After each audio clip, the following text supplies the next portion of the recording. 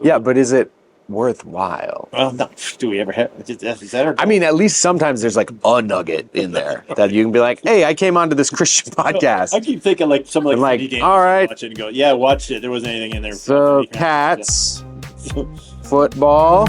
Welcome to MVP, the Messiah Victory Podcast, the #1 Wells Lutheran podcast in Wichita, Kansas. Hosted by pastors John Rockhoff and Jake Jenswold, MVP is your go-to destination for lively conversation on hot topics with a biblical perspective. In this episode, the pastors share 1 or 2 nuggets of wisdom, discuss the decline in funerals, and Pastor Rockhoff gets a call from beyond the grave. Well, maybe not. It's episode 7 of MVP.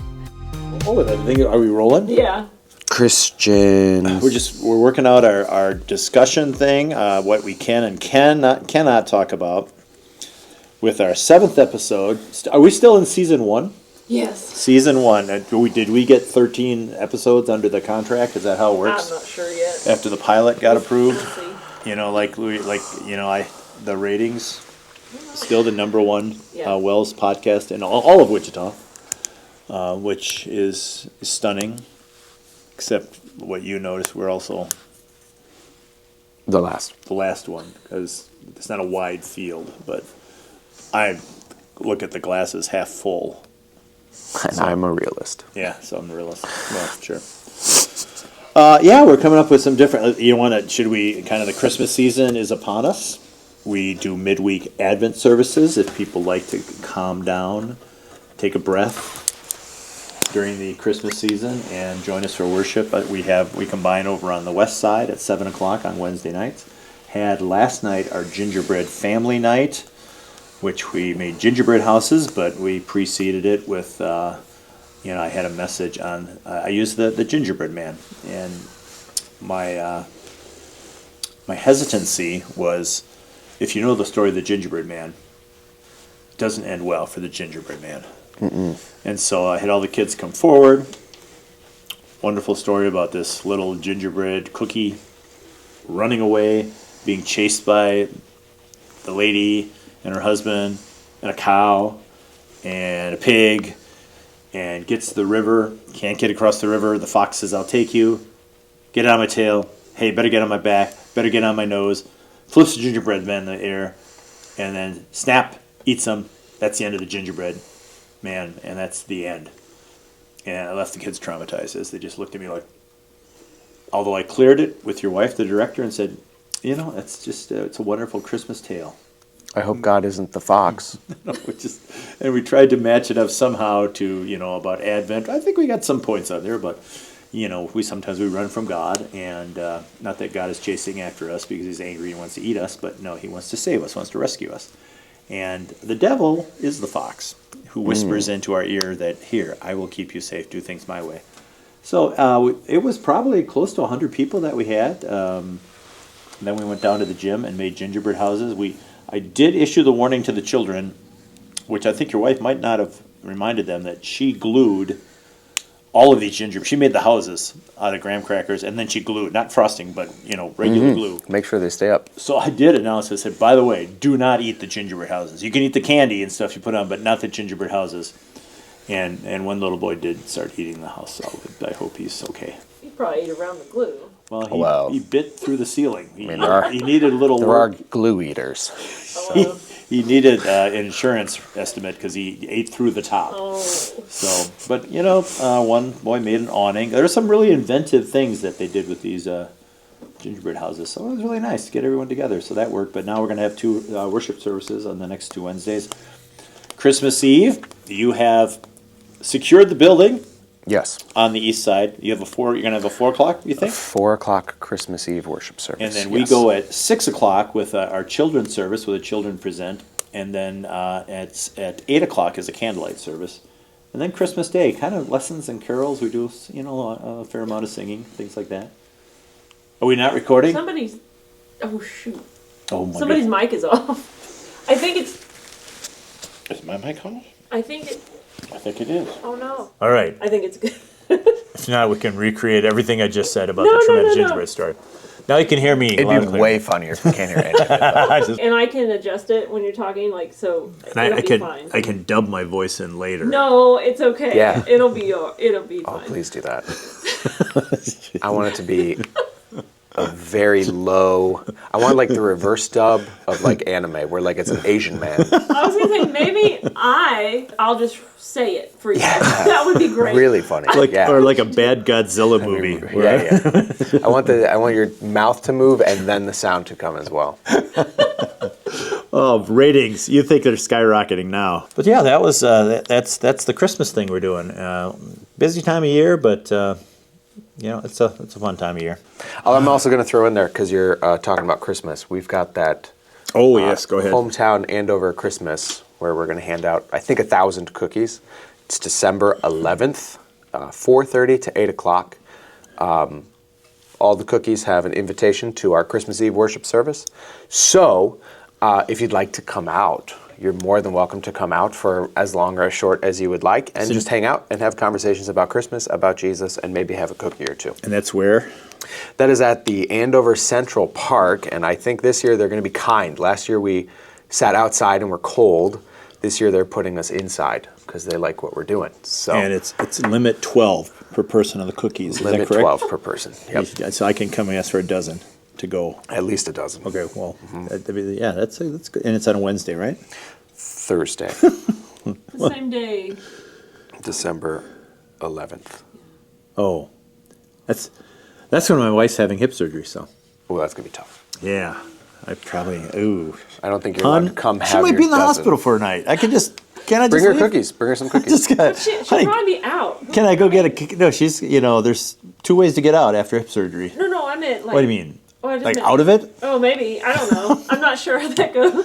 I don't think on the day of honey, maybe so-and-so can come sit with you because I got to go hand out cookies. You're going to go get her a cookie. Yeah. Yeah, well, I don't think I can leave. Can I? Not during the surgery. See, I don't think she doesn't even. She said she doesn't know if it's going to be.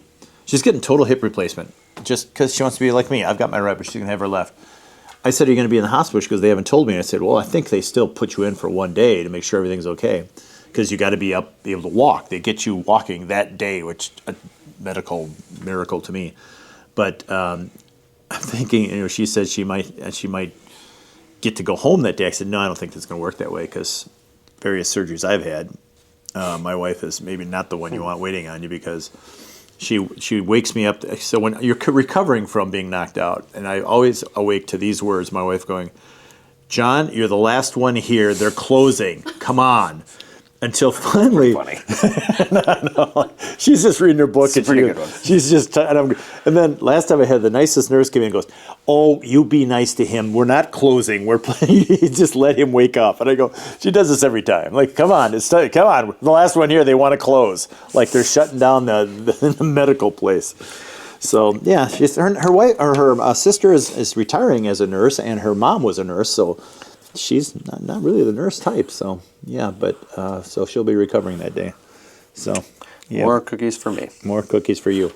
Let's see what else. If we're talking about other things, the What's Up with Deb segment that we don't revisit every time we have one, Just but with and it's something I know that people go through. I've seen some go through it before that. It actually is kind of a little bit of a phobia that when you're going to be put out for anything. That you kind of want to get your life in order. And so it's been kind of chaos at our house getting everything taken care of, which is okay. But, I don't know why some things have to be done. And now there's this utter concern for the stray cats that are outside, because we have, a cat or two of our own that, as we've talked about, just, One or two. 2 times 2, 4. And Penelope is the regular one that comes to the back door. Well, one of our members said, "Hey, we have a cat that has shown up. It was very friendly in our backyard," and said, "It looks like it had frostbite on its one ear because part of its ear missing." And I go, "No, that's there's a group that catches these cats, the stray ones, and has them fixed, and then clips the ear. It wasn't frostbite. Well, and the husband says, that's now it's kind of become our cat. Well, this gal went out and bought one of these warming beds because this poor cat is cold. He's got frostbite. So now there's more than one cat showing up, and so they're all frostbitten on the same ear. And matter of fact, the other one had a clipped ear too. I said they've caught these wild cats and now they're fixing them and turning them back in. So of course, temperatures go down. Now, this is a cat that I think is probably 30 years old. I don't know. We've lived there 20 years. It's been there ever since. It doesn't look like it, but it's been showing up and it doesn't go near people. Penelope, which is what I named it. So the fact that the cat doesn't go near anyone, but has survived 15, 20 winters. It'll be okay. It'll be okay. It's not going to get cold, okay? So under the theory that if you're cold, they're cold, last night at the little gingerbread thing, I'm talking with his family, and I was kidding the husband about your wife, you're never getting rid of that cat. If you want a warming bed or a container, and Deb goes, we got one coming too. Just stop me in my truck. I go, whoa, wait, what? She goes, Classic. yeah, you don't need. I ordered one. I go, we don't need to have a cat hotel. Well, you do if with you want heat. 100 cats. I know. And so that just the other day, she sends me a picture and goes, look, she brought a friend. Here is Penelope, and up on the deck, looking at I'm next in line in the soup line. Another cat is sitting there, and I go, we're gonna have, and you're gonna say, hey, stay and warm yourself. All the cats. Stay and warm yourself in this little heater thing. You should get him a feeder too, I think. No, that's going to be the next thing, an automatic feeder out there. Mm-hmm. So we don't have to go out there, Right, you don't want to be cold too. She loves to take the pictures of me sitting on the deck with the cat at my feet because, we're becoming friends and I'm kind of warming up to, but she won't, if I even move, she's going to, but she hisses it. So at least, she says on the cat whisperer, but I don't put a warming bed out there. No, now she's really going to warm up to you. He's going to live there. Literally. Live right outside our kitchen door. So I think that's, kind of the... What's up with Deb with the cat story? I'm glad I don't have a cat warmer. I'll say that. For sure. So, just if you have stray cats that are safe, just send them our place because, we're going to... I hope it's only one warmer, but, Now it's only one. What other topics we have? We have some things down here. If I miss it, you'd ask. Fantasy football update. I won. I'm 7-6. Bad news for all my followers. I don't think I'm gonna make the 8-team playoff. Probably I beat my brother who was in first place. My brother Roger. So that's great. It's always when you're playing your brother. Other brother Dave was going up against this guy, which is like a layup they call it. Until he somehow won. No longer in 20th, are you? Nope, he missed the layup. He's up to 19th, and it was a glorious day. Champagne was popping in the locker room, and so there we are. Neither one of us is going to be in the playoffs. We know football. We like to watch it, but I don't know. Well, better luck next year. So, and Green Bay beat the Lions on Thanksgiving. I don't, Wow. I was kind of. You voluntarily. I know. I'm falling on my sword because I've That's just, pretty wild. just the frustration. Why I get my hopes up. Then Michigan loses to Ohio State. It's really a lost Thanksgiving weekend. Yeah, it was not a good weekend. Wow. I thought, the powers that be might just shine upon us and give us something to rejoice in. You had to think. Michigan after. basketball, we're number 3 in the nation. They're really good, but that's really reaching. So is Michigan's hockey team if you really want to reach. Doesn't quite have the same gusto as a Lions win. I know. And they played tonight against Dallas. I have a class. I'm glad because I just don't put me through that. Do you find this? This is maybe sports fans out there. We do not rejoice enough in the victories in compared to how much we grieve in the losses. Yeah. I mean, I find 100%. I do that and going, they win, I go, yeah, I expect good, they won. If they lose, I'm going, ruin my day. I'm embarrassed to admit it. When they win, it's status quo, my week is normal. When they lose, it's a bad week. It's not like I'm really happy they won all week. No, that's a normal Is that week. our makeup as, sinful human beings that we cannot share in the joy of something as much as we grovel in the misery of things? Because I'm thinking, it's just like, I'm thankful now after we lose. There's some- killed Thanksgiving. There's probably some weird theological truth to that, and especially on Thanksgiving talking about that, because what is the Your Thanksgiving sermon, right? We forget all the things, all these blessings that we have. And this is exactly what we're doing with sports, is like, hey, they won. I should be ecstatic. This is a great thing, but I don't see it that way. It'd be a cool thing to talk about at a pastor conference, except if you bring it up, they'd say, why don't you do a paper on that? And then so you don't want to sound too interested and stuff like that. But I just a reasonable advantage. that is just my personal evaluation, like especially during the baseball season. Exactly what you said. It's status quo. There's an expectation. Well, hey, they won, yay.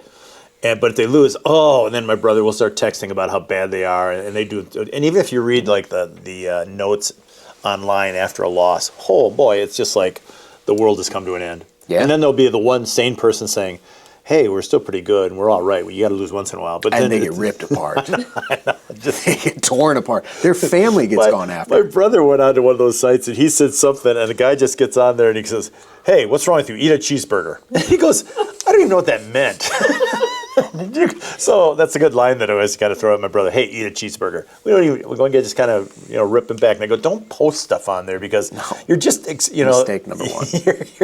It's fun to read, but don't go posting because someone's going to rip into you for that. So anyway, but That was an unexpected Christian topic that just I see. Look how we kind of weaseled its way in there.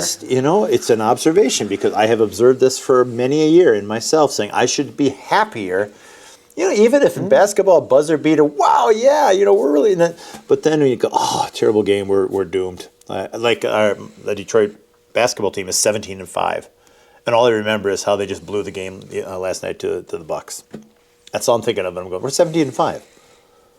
And the Bucks aren't going to have Giannis that much. Oh, yeah. He fell and slipped on the floor. But it was in Milwaukee, so it wasn't our floor that he slipped on. So, so Giannis, one of my wife's favorite. Maybe it's not true. I saw he deleted all of his tweets about Milwaukee. Like, everything cleared. There's a big controversy that he maybe is looking like he's going to be traded. So, get out of Milwaukee. I hope I'm wrong. I think he's gone. Trade him to Detroit. We need him. We can do something with him. I need a haircut. You've had a few since my last one? I think my last one was around July. I don't know. No, I don't think it was that long. No, remember it was documented on the podcast when the crazy lady got into conversation with me and buzzed my hair. Look, it's taken this long to get this bad. I might be a little bit shell shocked about going back after that last one. Trauma. So yours is like, dude, every Monday you go in.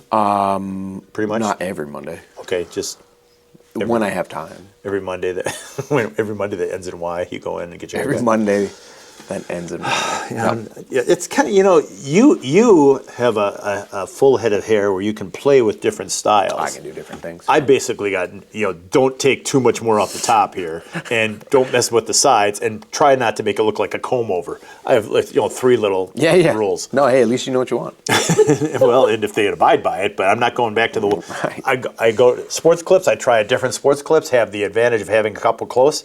No, go back to because I don't know where they pulled up their stats on me, but it sure wasn't what I was looking for. So it's a different John Rockhoff. Yeah, I don't know if I need a Christmas cut. If I'm going to ride it out the rest of the year, it's just really it's just. I might get a Christmas. cut. Your wife has one. Beside my wife, your wife will say. Just say you need a haircut. Says that to me, and I go, "Do you control your husband?" Like, he takes care of it himself. But she said no.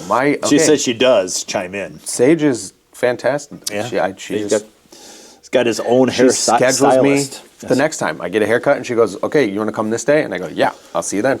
And then she sends me a reminder on my calendar. First serve. That one. Which who knows? You're rolling the dice. That's where you hold your breath. Yep. They got a printout with all the numbers. Just do it that way. I'm not going to invite the next one to church because in the conversation got so wrapped up. I don't know if she was upset by that and then just buzzed. Can't you be bald for Jesus? I am giving my hair for Jesus. Giving your hair for Jesus. So you'll know I got into a deep conversation if I come with my head shaved pretty much down to the nubs. Well, she better be in worship then. I'll say, oh, by the way, you can quit cutting now because we're done talking. So yeah, that's the update.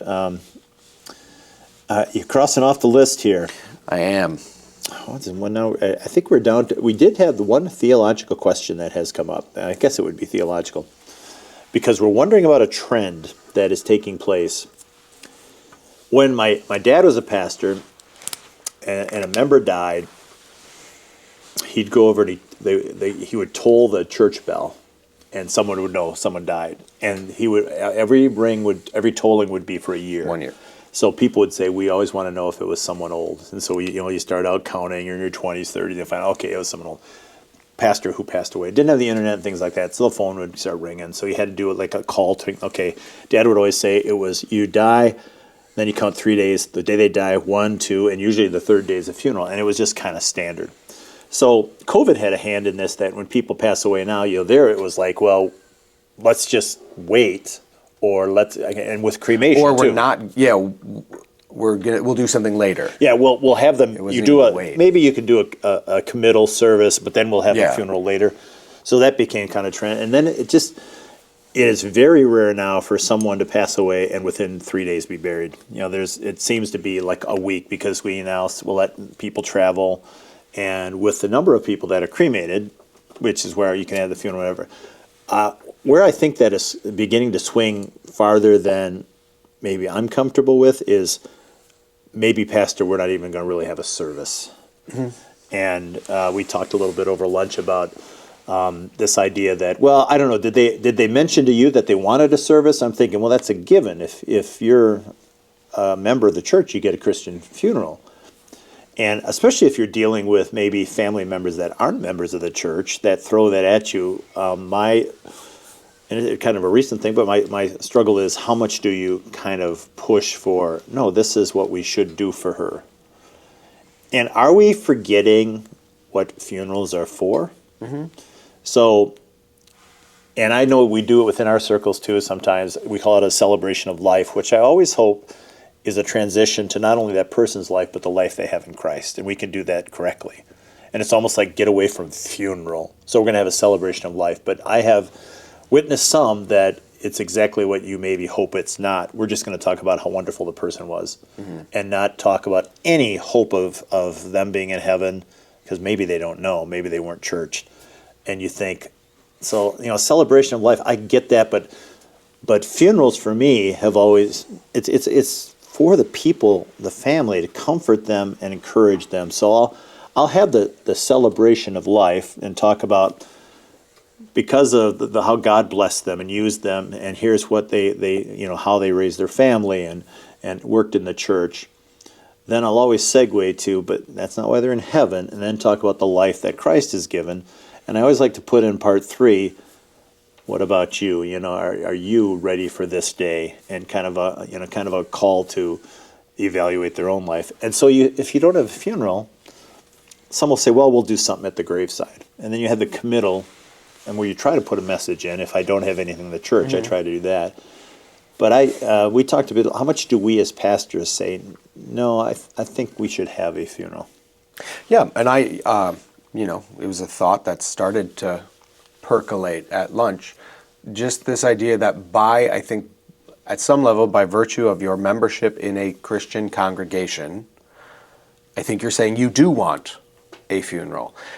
It's and again, this is maybe a half-baked thought, but it's kind of the last proclamation of your faith before the world, mm-hmm. right? Like I want, when I die, not only for my family to be comforted, but for everyone else who knew me, I want to have a Christian funeral, and for them to know that this is exactly what he believed, right? So like it's a weight that even in my death I can confess Christ. So I'm trying to think of from their point of view, why don't you want to do that? Because it's a hassle? Well, yeah. I mean, finally, it's a hassle, and you don't. If you yourself don't believe that, or you don't even know what comfort you're missing, or you don't want to be reminded that maybe sure. you've got some things to square away, because death is that'll stop you in your tracks. If someone dies, whoa, I'm going to die someday too. Yeah. Yeah, it's where I think what you said too is just to encourage the family members, saying, it's one of the things as a member of our church that is one of the, I don't want to call it a perk, but one of the things the services we provide is we do kind of expect to have a funeral service, and would love to do that for you. I think practically speaking too, again, what we just discussed at lunch, like obviously unless they have made it clear, you as a pastor probably can't say like, oh, they wanted to be cremated or they didn't want to be. You have no say on something like that, like what they want with their remains. I don't think it's too far for you as a pastor to say, because they were a member of this church, they want to be buried as a Christian. And they want a Christian to be asked funeral. specifically saying, did she say anything to you? And I go, well, the fact that we didn't plan it, like some people will say, hey, these are my hymns and all that. I said, the fact that we didn't go through that, which some pastors will, in a Bible class or something, or maybe say, we're going to hand that out, and everybody put that down. You know, some won't want to fill it out, but put down, you know, what text you'd like or what hymns you'd like, things like that. And the fact that she hadn't done that doesn't mean that she was, you know, hey, I don't want a service. She never said anything close to that. So I think, you know, in this particular case, yeah, it'll be a little bit more of a, I really encourage you to let me do that, but you can't make them. And that's the tough part. If they're not members of the church, you can't say, hey, we want to have Absolutely. it. So, but I think you can encourage. Yeah. I think you just can encourage, no matter who it is. If they're like, hey, you know, I'm not a member of your church. I know nothing about your church. I think you as a pastor can say, this is what your father, your mother, whomever, this is what they wanted because this is what they believe. yeah, which I'll I think do. you can say that. Which, wonderful segue you just reminded me of. My wife, when she was up with her parents wanted to work up their obituaries. A little morbid, you know, but more than just the planning. But so Deb found this site online and kind of worked it out and sent it to me a couple times saying, what do you think about this? And I go, wow, okay, and done well. Was it a week ago that Deb's dad called up and said, I'm calling from the grave. And we said, what's going on? Somehow Deb hit a button and published his obituary online. That he had passed away in July of this past year. Classic Deb. And she goes, look at that. She goes, oh, I guess I did. And I go, you, I go, I said, Bill, I'll light a candle for you. And I go, and then I said, you know, I said, are there any condolences listed? Not yet. You go, no, but Deb, you got to get that off. She goes, I don't know how to get it removed. She had to write the company online to say, my father has not passed. Could you please remove his obituary? And I said, Bill, your daughter might be onto something because we all think people that are nicest to us, we wonder what they will say, wonderful things they say about us after we leave.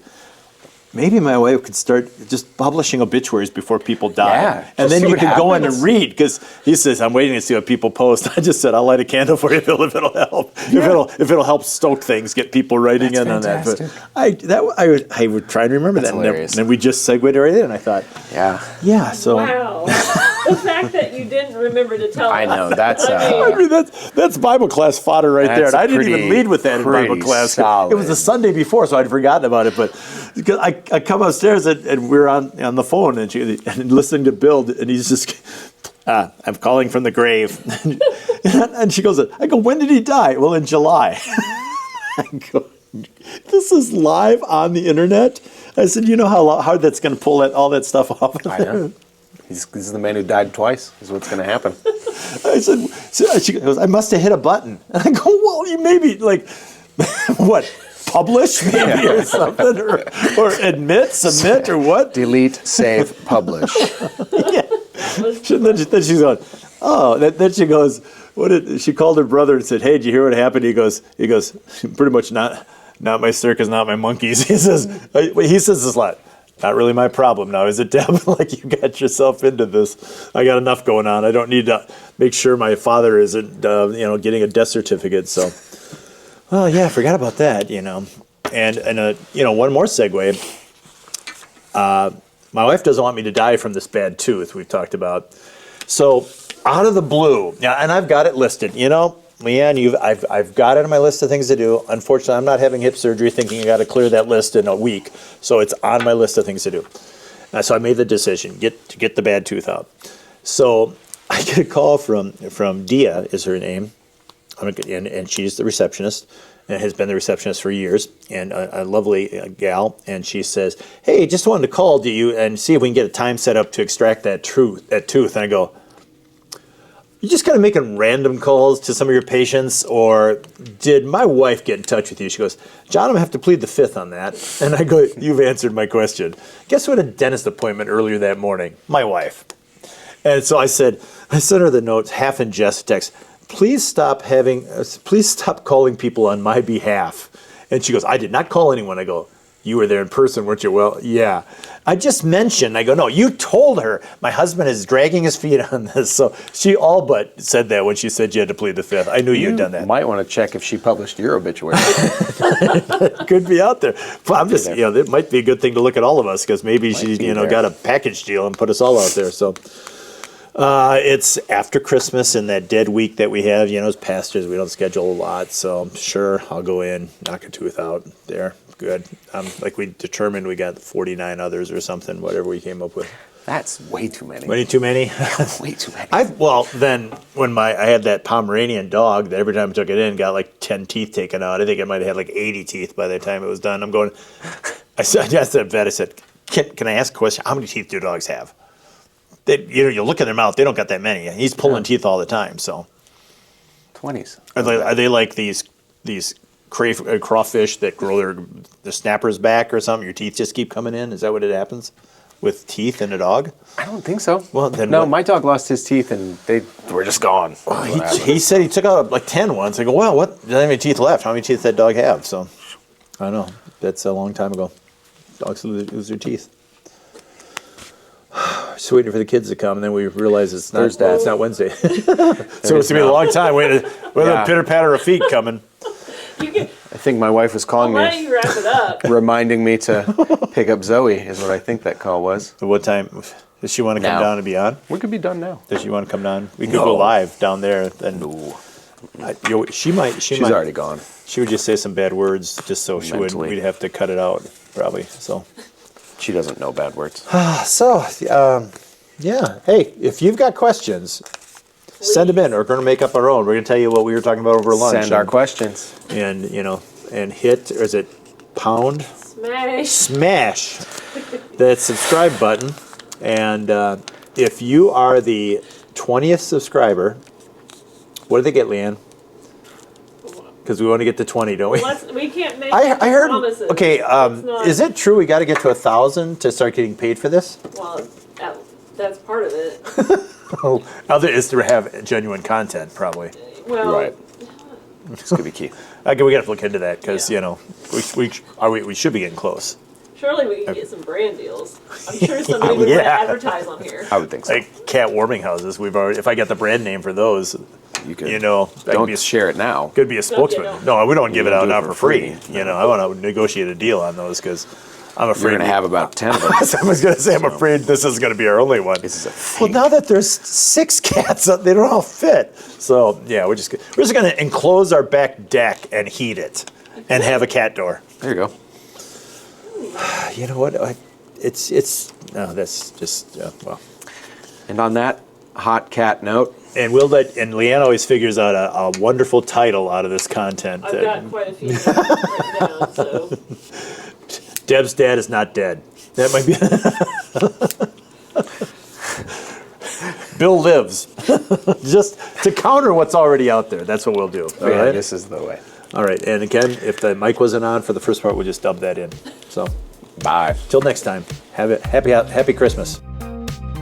Thank you for listening to the Messiah Victory podcast. Check out the show notes or video description to find our websites, socials, and the anonymous survey link where you can ask questions, request a topic for discussion, or just leave a comment.